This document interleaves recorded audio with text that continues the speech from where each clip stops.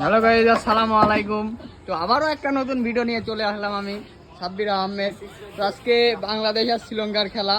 তো দেখেন কত দর্শক। তো কারা জিতবে, বাংলাদেশ বাংলাদেশ ভার্সেস শ্রীলঙ্কা? তো কারা জিতবে, বাংলাদেশ জিতবে না শ্রীলঙ্কা জিতবে? সবাই কমেন্টে জানাবেন। জিতার পরে তুই ছেড়ে দিতে চালাবি না না, আর জিতার আগে এরবো। হ্যালো গাইস, সবাই বাংলাদেশ, সাকিবও নাই আমিও নাই। খালি বাইদি যাচ্ছে। আমি সিঙ্গাপুর।